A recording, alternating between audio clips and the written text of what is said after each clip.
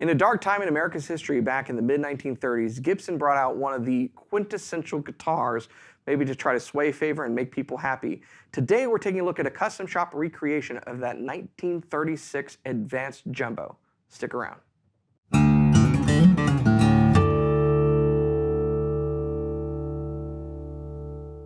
Hey, you're watching Alamo Music. My name is Chris McKee with Alamo Music in San Antonio, Texas. You can find us online at alamomusic.com. If you're new to the channel, make sure you subscribe, turn on notifications, like our videos. If you want to support the channel, visit our Spring Store link below for custom swag, and check out our podcast. It's called the Fretboard Confessional, where we get your podcasts. So on the channel recently, by the time you are watching this, we have reviewed another vintage 1930s Gibson recreated in the custom shop. And in that video, one of the things that I said is sometimes making things the old way is just better. It's also interesting to note, though, the time frame that these instruments were being built in the 1930s. It was basically in the midst of a Great Depression, and a lot of people were struggling. And in the midst of that, Gibson starts producing guitars that here we are all of these decades later still hearkening back to because they were so good. As it is with this 1936 Gibson Advanced Jumbo. Now this is from the custom shop in Bozeman, Montana. This is part of the original collection of instruments made just like they were in yesteryear with very specific specifications in order to bring out that vintage tone and be different from their modern offerings. And this guitar really does that in spades. So let's talk about this Advanced Jumbo. During that time frame, Gibson actually made a number of advanced instruments. They kind of flew under the radar. Like I said, there was a lot going on back then if you're familiar with history. But they were revived. We actually have a used recent Advanced Jumbo in stock, and so the name kind of came back. And it's meant a lot of things over the years, but this is the original formula, the original, where the pickguard, the tiger stripe pickguard got started and everything. And a take on the Jumbo that became the J45 with some different features. Now this is like the rest of those original instruments. It's built to the specification of the 1930s, in this case 36. And so there are some things that you should know going in. If you are looking for a modern playing guitar with a thin neck, look elsewhere. If you are looking for the shiniest, most perfect finish, look elsewhere. If you are looking for one of the thickest sounding, growliest, like in-your-face resonant rosewood back guitars you've ever heard in your life, well, you've come to the right place. So let's talk about specifications. It's a jumbo body. It's rather deep. The top is thermally aged, or torrefied, if you will, red spruce, or Adirondack spruce, as it's known. It's hand scalp braced. It's got your square bridge with your long saddle there, bone and nut in both places where it matters. Okay? You've got a long scale length of 25.5 inches. If you're paying attention at home and writing things down, that's longer than a standard J45 would be today. Beautiful mother of pearl diamond and arrow inlays. Up here we've got Waverly tuners on the back of a very simple headstock with the Gibson, the classic Gibson logo inlaid along with the diamond and arrow inlay on the headstock as well. The back and sides are beautiful East Indian rosewood. Yes, it would have been Brazilian back then, but we can't get that anymore. East Indian's really, really good. So you get what you get. You don't throw a fit. That's what my wife always tells my kids at dinner time. It's a beautiful guitar, phenomenally really good. I almost kind of don't want to give it away. I think we are just going to play this guitar instead, and then we're going to talk about it on the other side. So if you were watching on your phone, laying in bed, I get it. Okay, I'm one of you guys, but if you really want to hear what this sounds like, you should put in some headphones or listen on some really good speakers. Risk waking the wife up. It's worth it, okay? Check it out.